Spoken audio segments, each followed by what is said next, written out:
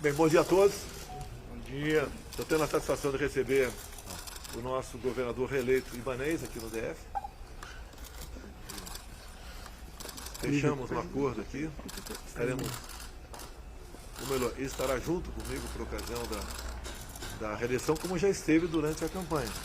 Ele vem confirmar agora esse apoio juntamente com a senhora vice-governadora, porque a gente costuma dizer que o DF e o Brasil se misturam, né? Eu estou no Brasil e no DF.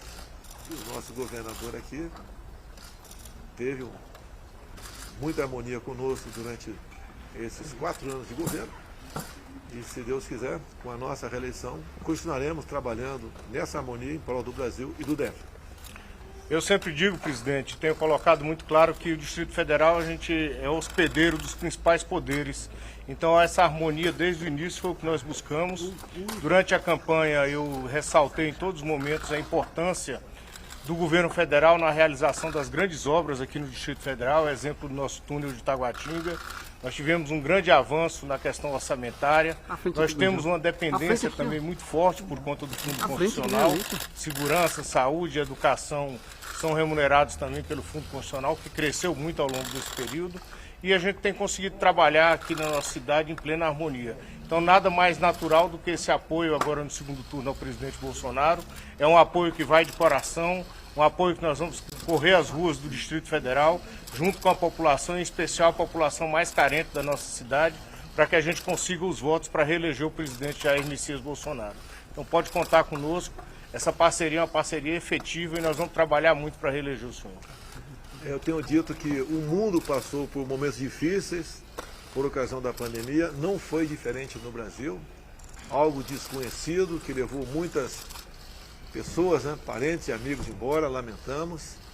Tivemos uma outra batalha tocante à economia, tivemos momentos de reunir os governadores para tratarmos como enfrentaríamos a questão econômica da Covid, tivemos sucesso, entendo. Passamos a pandemia, atendemos mais necessitados com auxílio emergencial, onde as mulheres passaram a ganhar o dobro do auxílio emergencial. Criamos programas que passaram pelas bancadas, de em parte, que tinham contato direto com o nosso governador. Aprovamos o Pronamp e o BEM, evitamos que milhões de empregos fossem destruídos. Depois, com bancadas também nossa, aprovamos o novo Auxílio Brasil. Deixo claro com os números que nós temos. O Bolsa Família começava com R$ 42,00 e a pessoa que ganhava Bolsa Família, caso conseguisse emprego, perdia o Bolsa Família. Passamos para, no mínimo, R$ 600,00 e esse valor, Ibanez, será mantido, como já acertado com a nossa equipe econômica, a partir do ano que vem. Deixo claro que aproximadamente 80% das pessoas que recebem o Auxílio Brasil são mulheres. Nós aqui, o Brasil, tem novas 4 senadoras. 2 são do PL e uma é de um outro partido que eu fiz campanha para ela em Tocantins. Ou seja, 3 mulheres de 4 senadoras são da nossa base. Também o nosso partido foi o que mais elegeu afrodescendentes, que também elegeu muitas mulheres, ou melhor, as mulheres mais votadas do Brasil, como temos aqui a nossa Bia Kiss, é do nosso partido, mais uma narrativa que vai por terra abaixo. Ou seja, o governador Ibanez é importante porque ele por muitas vezes é meu vice e por vezes eu sou vice dele, que buscamos aqui atender os interesses do DF. Como ele disse, 1/3 do orçamento dele é do Fundo Constitucional, o governo, é o dinheiro nosso que vai diretamente para ele, e ele investe em saúde, educação e segurança, e nada melhor para um presidente da República que ter um governador, não digo aliado, eu digo amigo dele ao seu lado. Todos ganham, em especial a governabilidade. Hoje vocês podem ver o perfil dos novos ou reeleitos parlamentares na Câmara e no Senado, um perfil mais conservador, um perfil mais família, um perfil mais liberdade econômica, ou seja, está tudo pavimentado para que a harmonia seja completa entre executivo e legislativo, para o bem do nosso querido Brasil. Então, tem tudo para o Brasil continuar dando certo. Se evoluímos, se progredimos, mesmo com a pandemia, o esforço de todos. Imaginem agora, sem a pandemia, pelo que tudo indica, essa é a vontade de Deus, tenho certeza, já está algo do passado. Os números da economia estão aí, PIB crescendo, sendo revistos toda semana para cima, todo mês a taxa de desemprego caindo em nosso Brasil. Estamos arrecadando mais, mesmo reduzindo impostos, como o Paulo Guedes anunciou há pouco tempo, a redução em 35% de 4 mil produtos do IPI. Outras reduções de impostos fizemos, outros impostos foram zerados. Ou seja, o Brasil está sendo exemplo para o mundo. Não temos problema aqui com a nossa segurança alimentar. Está aqui a nossa querida Tereza Cristina, nossa ministra, que marcou história à frente do Ministério da Agricultura, tendo um recorde de acordos assinados com o mundo todo. Seremos brevemente uma potência em geração de energia também, depois de alimentos. Vamos exportar energia para o mundo todo. Vejo os problemas que a Europa está enfrentando, inclusive a sombra do desabastecimento cada vez se faz mais presente, e no Brasil é completamente diferente disso. Cada vez mais nós entendemos que aqui é a terra prometida. O Brasil é um pedaço do paraíso. Temos tudo para dar certo, estamos dando certo. E com a graça de Deus atingiremos o nosso objetivo, que é gerar felicidade ao nosso povo. Agradeço do fundo do coração essa visita do meu amigo, o nosso governador Ibanez, vir manifestar publicamente o seu apoio à nossa reeleição. Mais do que o apoio, trabalho nas ruas, para que de fato a voz do povo, a vontade da maioria se materialize por ocasião do próximo dia 30 de outubro. Digo mais, foi uma satisfação muito grande vermos no dia 2 de outubro um mar de pessoas usando o verde e amarelo e votar. E mais ainda, pessoas idosas sendo amparadas por filhos e netos, conduzindo-os a passos curtos em direção à urna, mas mostrando o que eles querem para o nosso Brasil. Está bem claro agora que o povo tem duas opções: o atraso, a corrupção, o ataque à família, a liberação das drogas, a volta da ideologia de gênero, a volta do MST, como ele diz que quer valorizar o mesmo. Também, como chegou aqui, o nosso Alceu aqui, bem representa o agronegócio também. Ele fala em regulamentar o agronegócio. E regulamentar, entenda-se, taxar o agronegócio.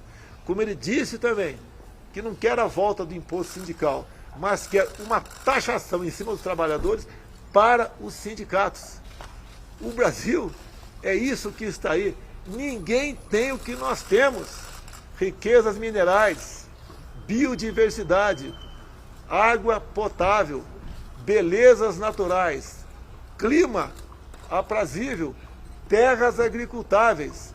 E agora, um grupo de políticos mais homogêneo, mais responsável da história do Brasil, pelo que se pode ver da leitura das urnas. O Brasil não é mais uma esperança, é uma certeza. E como diz o Paulo Guedes, o Brasil está condenado a dar certo. Agradeço ao Deus por essa missão. Não é fácil, mas com amigos, com paz no coração, nós superaremos todos esses obstáculos para o bem da nossa população. Muito obrigado a todos vocês. Obrigado, Ibanez. Vamos ver esse momento aí.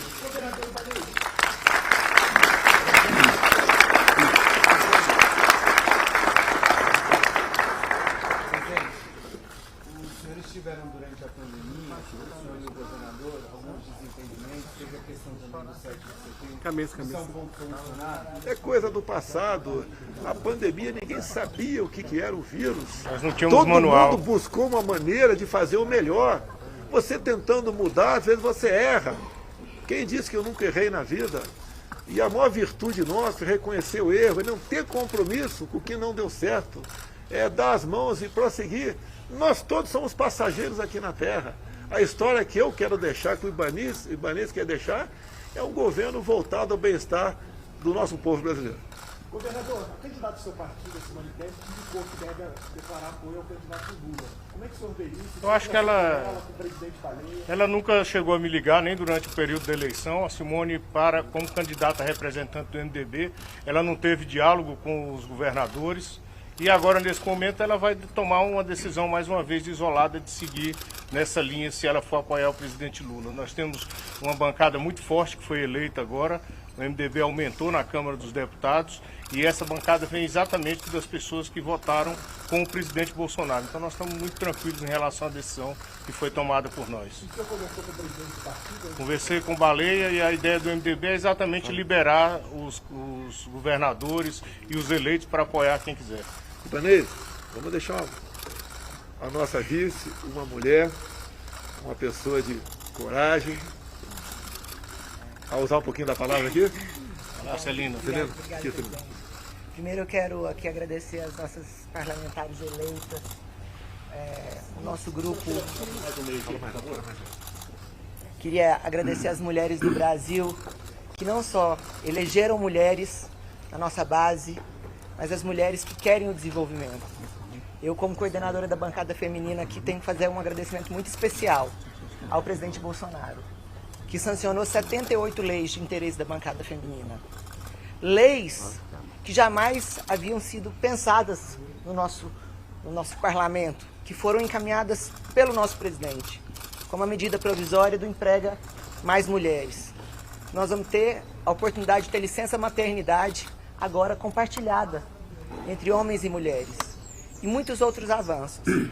E eu acho que, como vice-governadora mulher, na presença de várias deputadas, Bia Kicis, minha companheira aqui do Distrito Federal, Tereza Cristine, no nome dessas duas, saudar todas as mulheres do Brasil. O que nós precisamos é divulgar o que nós fizemos, presidente, e o que o senhor sancionou por nós. Violência política, violência institucional, laqueadura, 5% do Fundo Nacional de Segurança voltado às mulheres. Uma semana de combate à violência dentro das escolas. O grande legado do passado, que é um legado para nós mulheres, era a Lei Maria da Penha, que não era de autoria do Poder Executivo, que veio da sociedade civil. Nós temos várias legislações que são de autoria do Poder Executivo e várias da bancada que teve a sanção do senhor. E isso precisa de ser dito ao Brasil. Nenhum presidente que fosse contrário às mulheres teria coragem de sancionar tantas leis progressistas para o Brasil. Então, o que eu quero falar, não só como vice-governadora mulher, mas como mulher. O senhor pode ter certeza que as mulheres do Brasil vão ser informadas do que nós fizemos por elas, com o seu aval, com o seu apoio, e dessas deputadas que estão aqui e das que estão chegando. E ao meu governador, a gratidão eterna por ter também valorizado as mulheres. Nós conseguimos um feito inédito no Distrito Federal. É a primeira vez que um governador é reeleito no primeiro turno.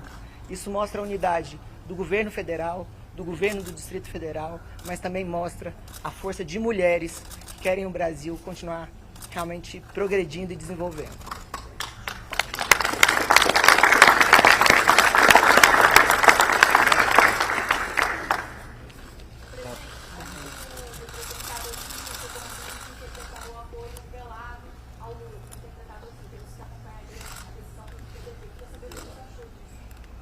Olha, a decisão dele. Ele responde pelos seus atos. Se ele foi coerente ou não com essa declaração, são os eleitores deles que vão dizer. Não. Ninguém é dono do voto de ninguém. Tá? O eleitor pode votar numa pessoa no primeiro turno, no segundo mudar o voto. O voto não é mercadoria. Eu costumo dizer que eu não tive 51 milhões de votos, eu tive 51 milhões de pessoas que acreditaram em mim. Isso não é, voto não é mercadoria. Tá? Então, o eleitor está contigo e quando você demonstra coerência, quando você demonstra ser algo diferente do que falou durante toda a campanha, o eleitor toma uma outra direção, mas isso aí não... eu não tenho nada a ver com isso. E eu peço ao eleitor do Ciro, como é um eleitor dito bastante qualificado, né, dadas as posições que ele tomou ao longo da vida toda, não é que eu peço, eu tenho certeza que eles vão tomar a melhor decisão para o segundo turno. O senhor respondeu ontem, presidente, a gente está ouvindo na Televan, o senhor respondeu ontem sobre o encontro, sobre uma conversa com agora o senador Sérgio Moro. Esse encontro ele vai acontecer ainda hoje? Porque ontem ele respondeu a algumas outras emissoras que não houve essa conversa com o senhor. Não. E o encontro ainda vai ocorrer? Na conversa, eu conversei com ele, tá? Sobre o encontro não falamos. Né? Hoje o Delanhol, pelo que eu sei, está em Brasília. É isso, né? Sexta-feira. E ele mandei convidá-lo a chegar na presidência para a gente bater um papo. Tá? O Sérgio Moro não é diferente. O que eu falei com o Sérgio Moro, ele teve uma vida de 20 e poucos anos na magistratura. Assinava e cumpre-se. Tá? O que faltou para ele é um pouco mais de vivência política quando veio trabalhar conosco. Né? Por aí. E aqui eu fui bem claro. Passado é passado. A história, né, se faz de várias maneiras. Coerência, reconhecimento e humildade. E gratidão também. E por vezes nós passamos por provações, momentos difíceis, para lá na frente voltar mais forte e voltar com essa força, melhor atendendo ao seu próximo. E olha o Pai Nosso. O Pai Nosso fala em perdão. Essa é a oração universal dos cristãos. Eu sei que é difícil o perdão em muitos momentos. O esquecimento é impossível, mas o perdão que nos leva à vida eterna. Presidente, desculpe insistir na questão da pandemia. O senhor disse que todos erram, que na relação entre vocês dois, de certa forma, um errou, o outro errou. O senhor disse no último domingo que poucas pessoas, ou alguns eleitores, não entenderam que existe uma dificuldade econômica, que o seu governo poderia ter melhorado, piorado. O senhor acha que teve alguma questão envolvendo a pandemia que pode ter atrapalhado o voto do senhor? A pandemia é uma incógnita, ainda é incógnita. Alguém sabe os efeitos colaterais, possíveis efeitos colaterais da vacina? É uma incógnita ainda. Não sabemos.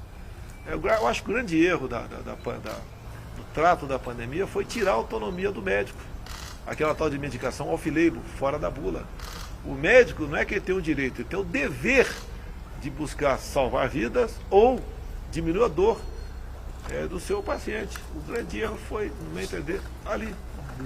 Sempre se falava em comprovação científica e nem a vacina, quando começou a ser aplicada, não tinha uma comprovação científica ainda.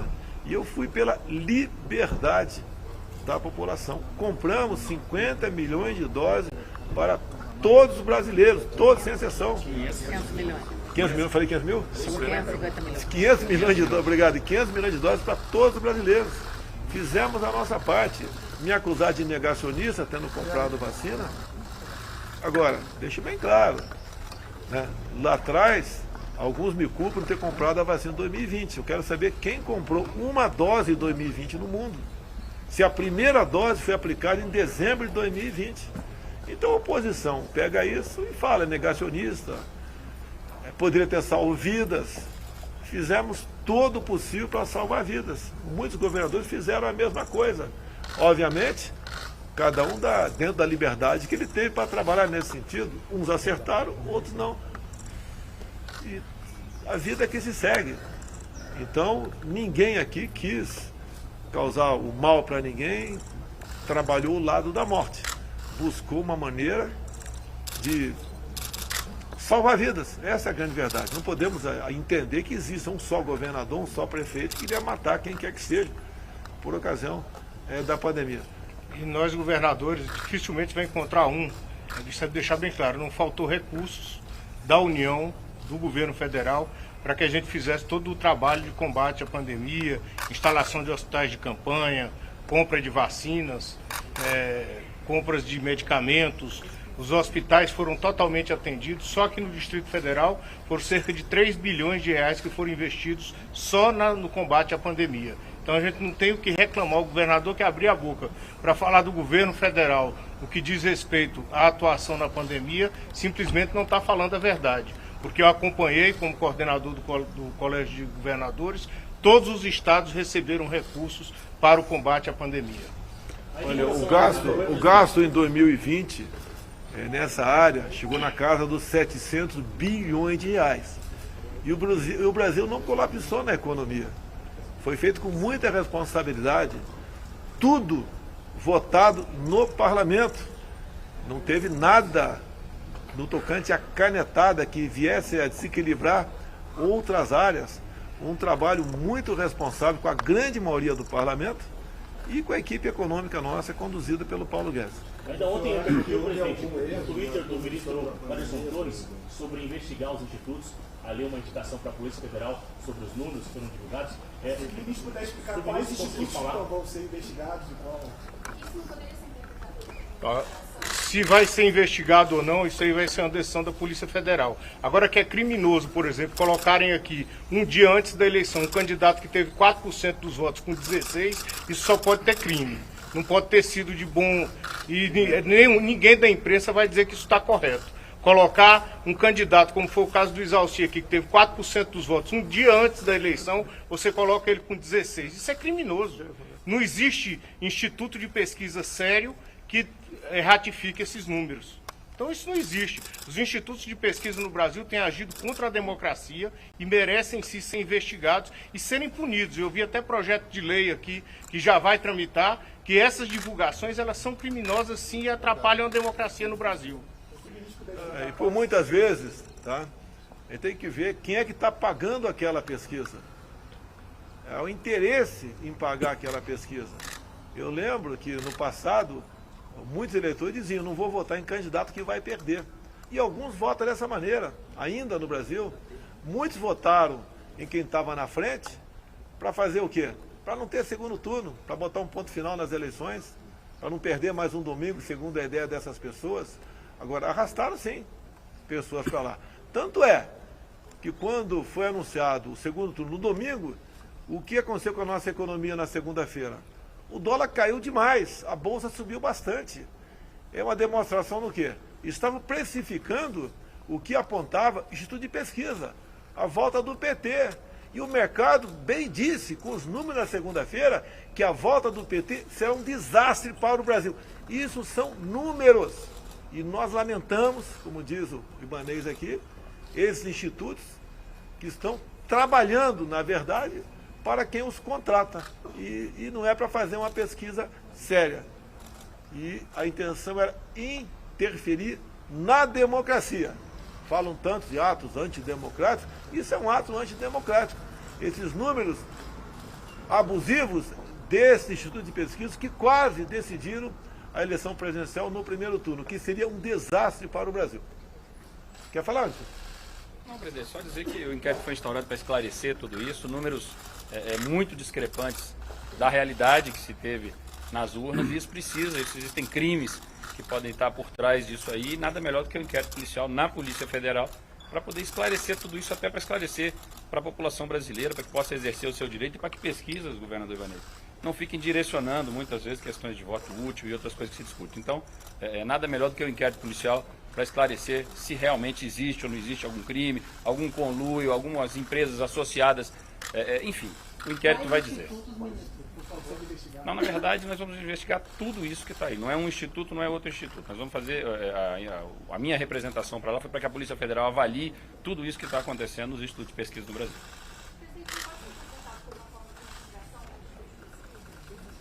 Na verdade, não é intimidação, existe um crime previsto para isso, que é a divulgação de pesquisas falsas, de pesquisas, né, e a própria fake news, né, tem fake news maior do que essa no momento, numa véspera de eleição, como bem disse o governador aqui, então a gente tem que ter muito cuidado, o inquérito é muito sério e a realidade vai vir à tona aí com o final do inquérito. Eu espero que o Instituto de Pesquisa não dobre a aposta por ocasião do segundo turno.